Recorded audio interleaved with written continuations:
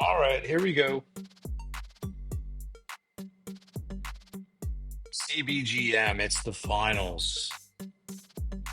We have Notre Dame versus North Carolina. Just making sure I can see the chat over here. Let me put the broadcast out that we are now live.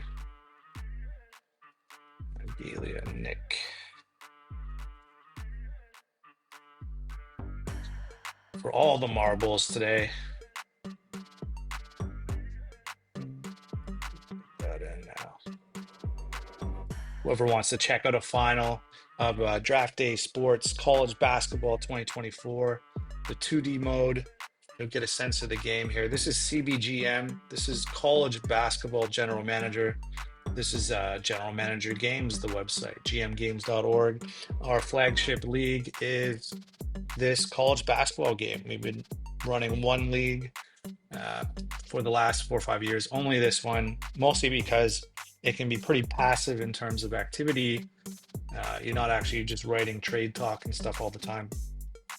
Mostly recruiting, and can support up to 300 teams. So we can really kind of build up a community, crank it up a bit. So let's just see if we're going to get today representation from Notre Dame and the Tar Heels, and see if Agelia, who runs the Notre Dame Fighting Irish, if he's going to win his third championship out of 20 or so we're at. And then whether or not Nick is going to make UNC with all their big recruits a champion today. So that's where we're at. This is the image to give the sense of that 2039 championship. And with that in mind, let's just get started for the video. So what we do is, first of all, we take off that and we'll show that we're in the game. We're on April 3rd. We want to play and watch this one. Let's get a little game preview in. So we're looking at a Tar Heels with almost an 8-point favorite in this one, 7.5 points, over under at 175. Then we're looking at Andrew Campos is the Canadian transfer out of St. Francis to Notre Dame as the leading scorer. We'll get into the starting lineup soon, but let's look at the run. Notre Dame's on a 9-game win streak. Tar Heels, I believe they got knocked out by Miami in the ACC Conference Championship, but then have not lost since. So it's not mine. Let's get to the game. I'm sure whoever can make it will make it, but this is going on now. So 2D gameplay, who will be a champion? And we're going to do the awards as well after this one. And as you can see, I've installed Windows 11 on a VMware server, and I do not have a code for that. So anyways, it still works great, just has a watermark, so please ignore.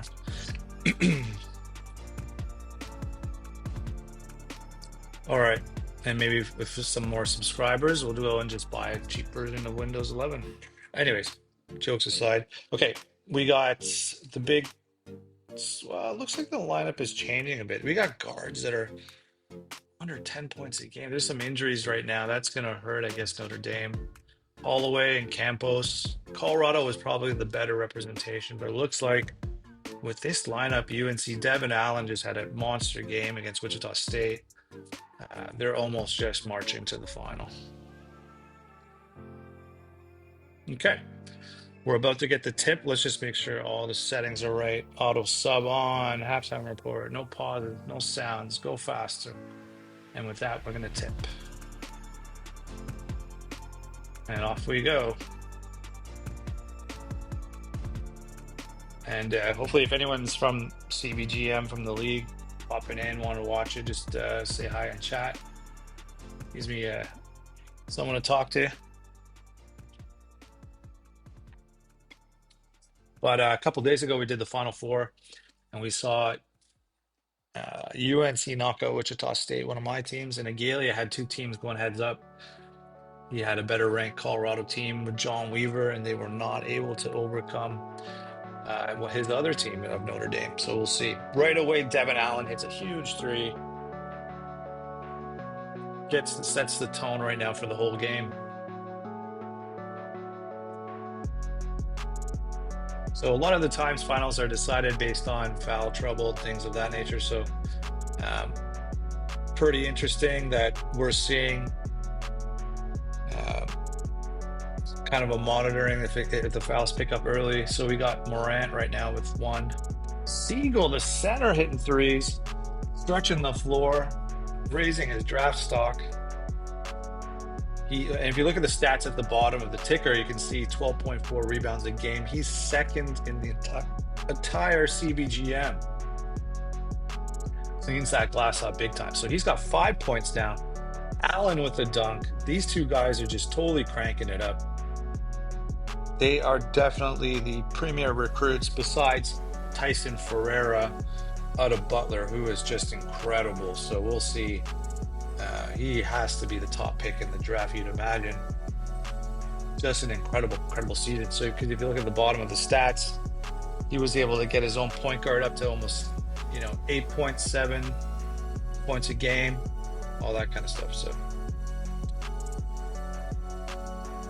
right now it's pretty quiet, I guess, because it's Friday night, my favorite night personally, and so that might equal why there's not anyone else in the chat unless I have tech issues, but I'm not going to worry about that right now. And right now the Tar Heels have 7-point lead going on, up to 10 now, pushing that.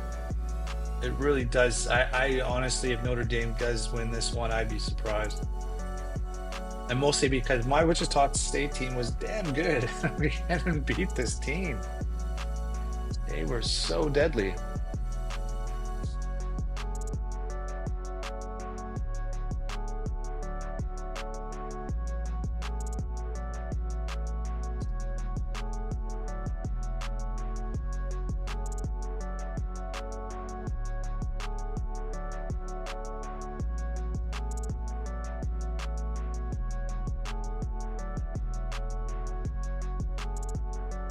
All right.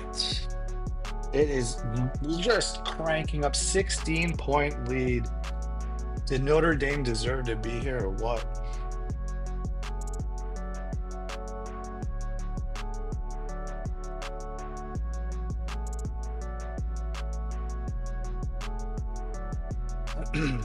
$18-point lead. Wow, this is definitely cranked up fast.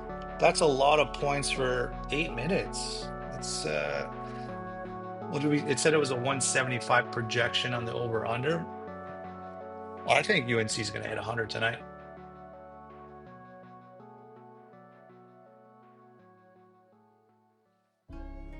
And then we're talking how close Dame can keep it up. But this could be a 30-point blowout. It's 20 right now. It's the fact, I guess, it did trade leads with Wichita State quite a bit. But right now, the Tar Heels are in a class of their own. Not what Agalia would want to come onto this live stream in here at the moment, but they're really looking that way.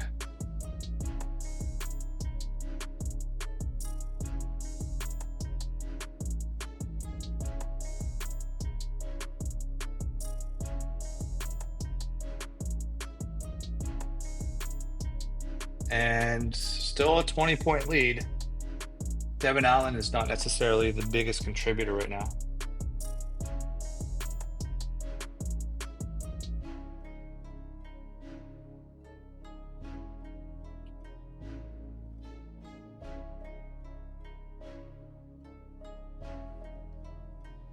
Can Notre Dame get it going? 13 points after 10 minutes.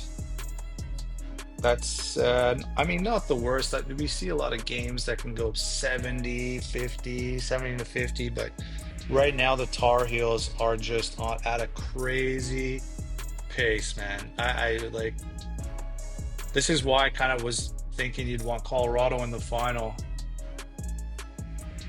These Tar Heel players, they're legit pros, man. Like nothing that even I could put together on the Wichita State team is able to overcome what's about to happen. These guys are going to be huge pros, probably. And it's kind of a blend of a couple years of recruiting. So I think last year there was a lot of hype on UNC, but with Chico D'Elia going out, basically at the caliber of a guy like Ferreira this year. So to not have him last year, UNC didn't really make that much noise. And then now we're talking big recruiting class. It looks like I think there were two in the top 10. I haven't dug into Devin Allen and Siegel enough, but I could just sense they're 5 stars that were somewhere like had to be top 12 or something like that. So, but just literally just carrying the team right now. So Allen's off. Oren's got 10. They're kind of interesting lineup changes. They're kind of rotating them around. One thing about the Tar Heels that I've noticed is that they don't really get that tired either. So Allen can be at like 70, in the mid 70s by playing almost the whole half, which is really hard to beat North Carolina. Right at the moment, though, North Carolina looks like they're pacing to get almost 110 points in this one. The total's definitely starting to crank up here with 6:40 to go in the first half.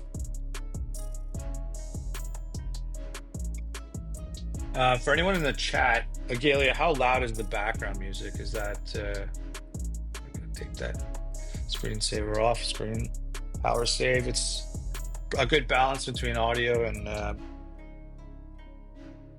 yeah, okay. All right.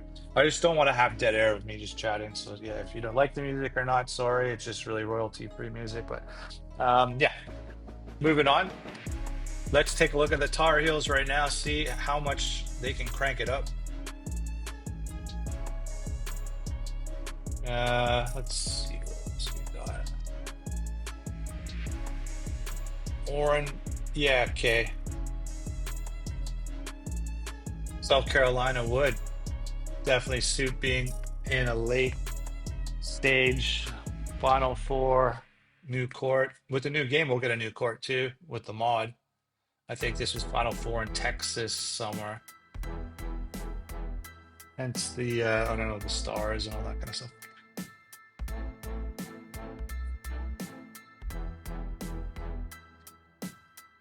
And then the Final Four, where's that this season? We're going to see Cooper Flag. We're going to see Duke. I don't think there's there are a few Dukies. A few Dukies. I think there's ads now. So, probably ads. Okay, so right now, North Carolina's almost at 50 points with 4 minutes to go in the first half.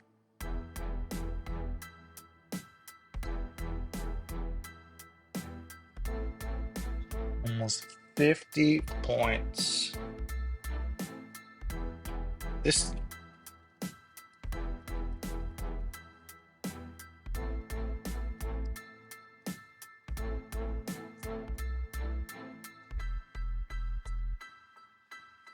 Mm, 10-point game.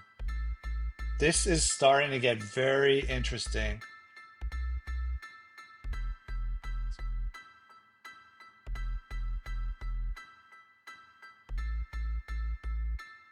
Starting to get really. I don't know how it went back to 10. I was expecting like a 30-point lead. We're under 10 now. We're at an 8-point lead. So much trash talk. Wow, Notre Dame just getting it going here. Foul on North Carolina. It's a 6-point lead. Wow, this is going to be a crazy update.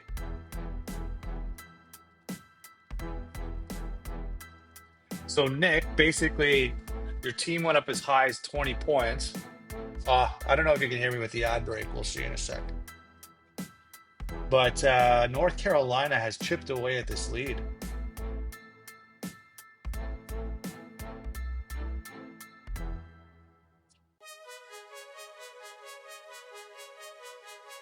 And we're almost at the end of the ad break now. And the game has gotten close. So it looked like North Carolina was going to be trending to get over 50, almost 60 points in the half.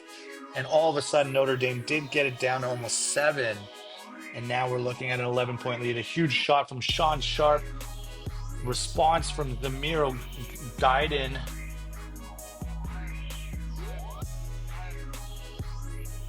Guyton, I don't know. But it's under 10-point lead. So we do have a bit of a respectable game right now. Last shot, Tar Heels. No, it was more like a lot. They didn't actually fire one off. So 9 point lead at the half. Not done. And we got Montrell Siegel kind of had a balanced game. Devin Allen a little quiet. And then Holloway just kind of really pushed it for them. Silva off the bench was a spark. And so Notre Dame's in this one. We're not watching a blowout just yet. And we're tipping off the second half.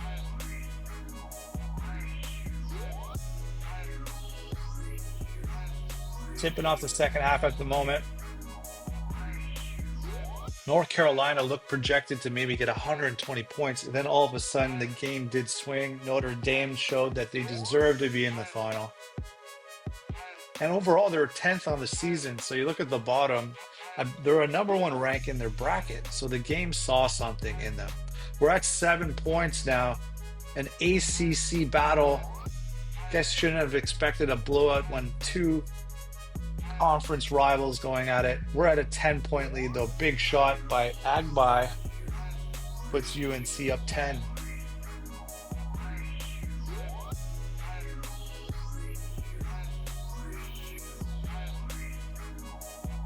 And Morant draws the call. Holloway with a foul that puts him to the bench. Campos is trying to work against Siegel. Would have been nice if I could have kept Campos in St. Francis, but that's completely sidetracking the conversation here. Okay, so then 9-point lead. We're under 10, which is what you want, and we're down to 7. Piper with the big mid-range and a rebound the other way. Notre Dame chance to get it almost within 5 or 4. Oh, big shot missed. Campos is shooting pretty far out there.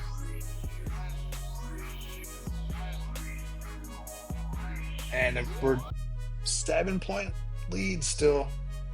Game's getting tight. Big bucket from Guyton.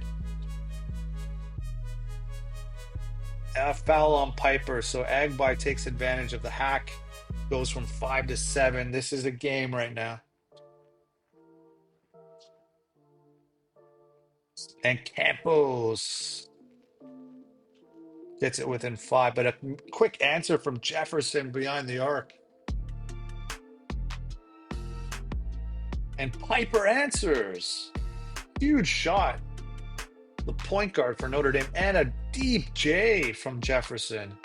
Just inside the arc. Trading baskets now here. High tempo.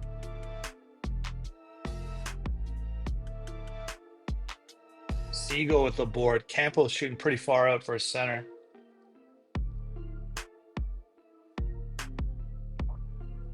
And Jefferson. So between Allen, Jefferson, and Siegel, even Oren comes up big. He's a transfer. Yeah, what's up, EC? Nice to see you popping onto the chat. If anyone else from the league's around, say a hi so you can just see who's around. We got Saralu. We got Ron. So Saralu and Ron are bros. Real life bros, I believe. EC Hood. We got Nick vying for his first championship. And actually, I'm pretty impressed the way he turned around Houston, Nick. If you're listening. Houston's back to respectable. Been a while since Houston made any kind of noise in the league. And what are we looking at now? We got Notre Dame just hanging around that 10-point lead.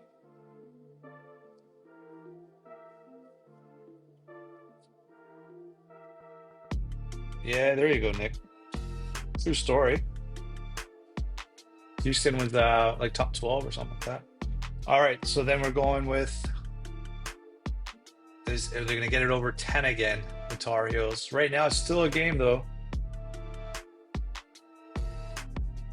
Stolen by Allen. He dishes the Sharp, and Sharp throws it down with the hammer. Transition bucket. Blame Ziv Mikatenko with the turnover. He's got 2. He's the backup point guard.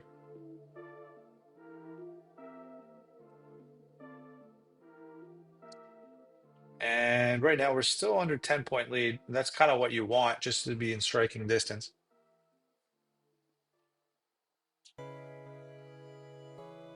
And no disrespect to EC Hood. He had some teams that made a bit of a run in the tourney.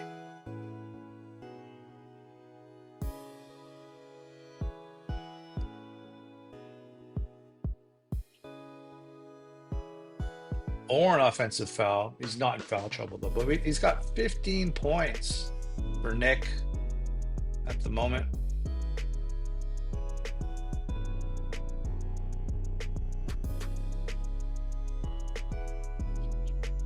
And back up to 10.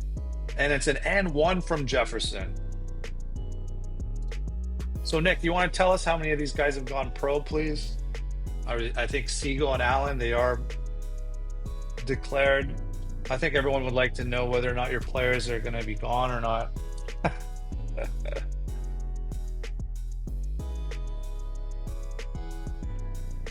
Zdiv Mikatenko making up for the turnover with a shot.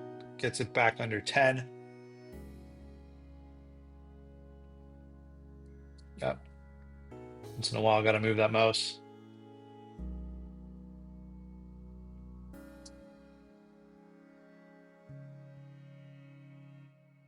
And what are we looking at? Morant swinging it around. Man-to-man D. Free-flowing offense from... Look at that. They don't even need to run any plays. Just ISO ball. They are moving it around, though. Cleaver with the deep J. Still under 10. That's what you want to see. Morant answers with the deep J, too. Dang. Dang, dang. Not fun to play the Tar Heels. Mikatenko. I was about to diss this guy quite a bit. Hitting some decent shots. 3 turnovers. That's not nice. Oh, Jamal Prince trying to take the 3. No, Sean Sharp gets it back over 10.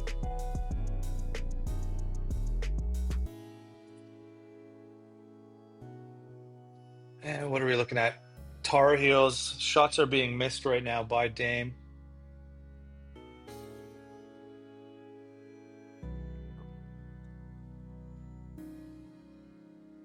At least that's a miss there from the Tar Heels. Chance for Notre Dame to get it back under 10.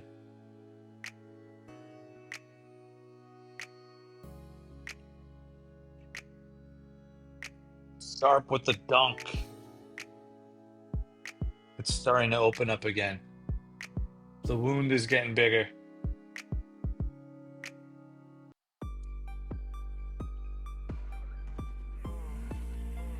Will the blood continue? Can they stop the bleeding? I know, it's funny you say that. Okay, now here comes the swap. Bench is off. 10-point game. 5 minutes to go. Notre Dame, this is your time. It's your time to shine. If you got anything in the tank, this is the moment.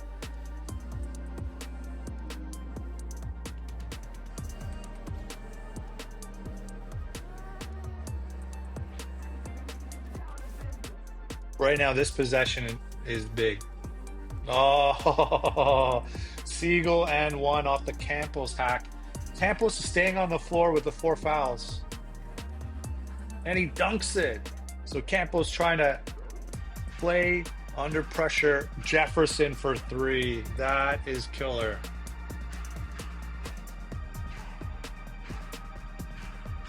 And Santos missed the bonus. Campos is fouled out. Siegel just embarrassed him with 2 extra points.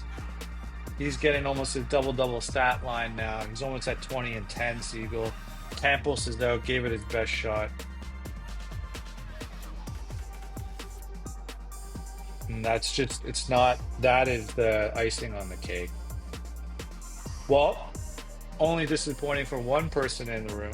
But Nick, it's about time to start getting excited, buddy.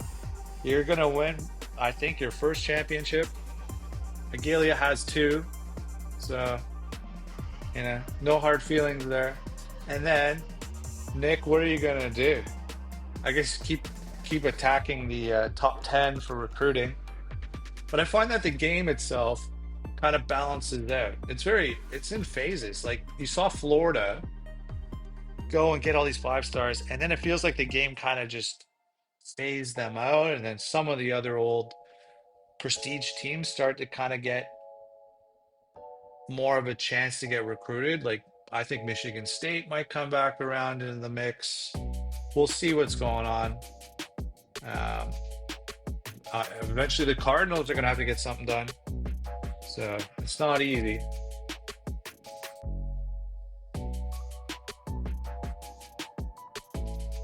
But it seems cyclical a bit.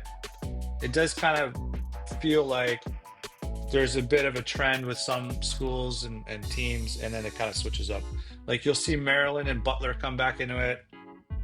They're kind of around always, but you'll see Baylor again take it some of the best guys. They're kind of around as well often, but how does a team like Florida just disappear? How did a team like the Tar Heels just disappear prior to that? So, it's definitely it's some sort of pattern that's kind of rotating a little bit, which is good. Like, because what you don't want to have happen is some team constantly watching. When it was Notre Dame and the Cardinals winning all the time, I gotta say, like, it was getting a little annoying. And then now you just see different schools come around. Nice to see a Florida win it. Nice to see a Tar Heels win it. And it's definitely shaking up the league. So I'm very happy for you, Nick, and you should be proud of this.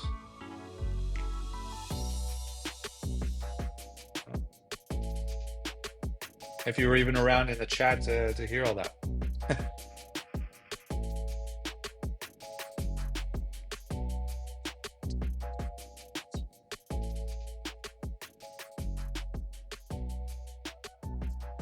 And well, let's not forget last year's championship run was amazing. We had Old Dominion winning the championship. And so we just like put that in perspective for a second. That's pretty crazy. Like Trey Sims was a great player, still a great player. And off we go. We're gonna do the awards right now. But it's official. Nick's the champ.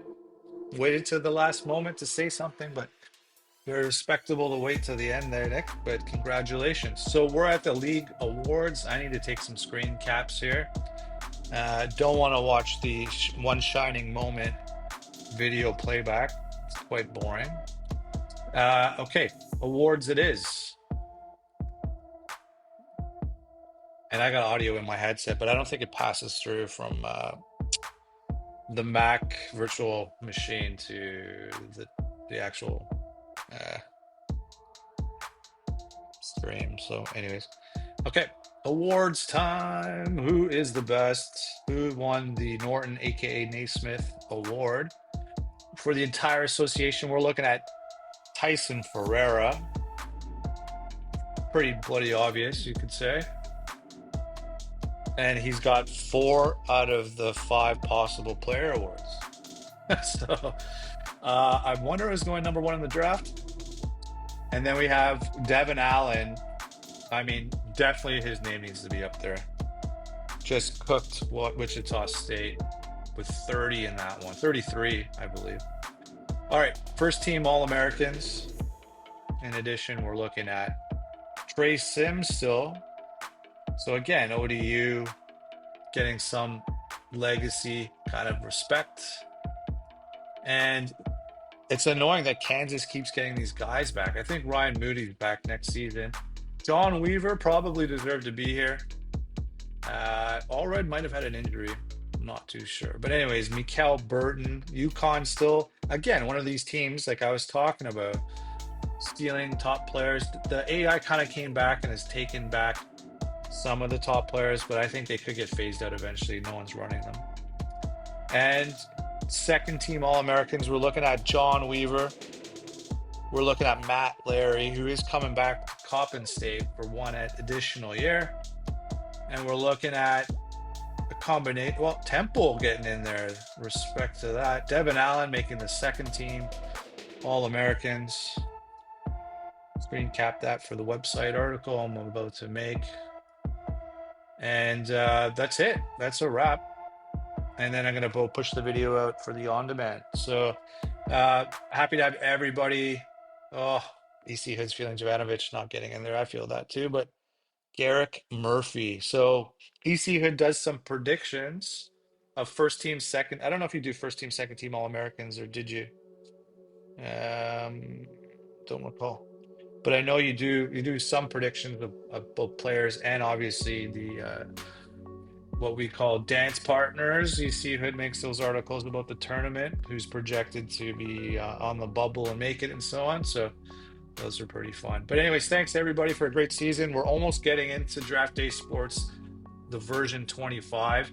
We'll have probably, it takes 2 months to run a season almost, so we should time up well. I'll get a code. Everyone, you'll get a discount. All right, our discount beats the renewal one that you get traditionally. So please think about using that when I send them out. All right. All right. Take care. And that's a wrap. So thanks for joining the stream. And good luck to 2040.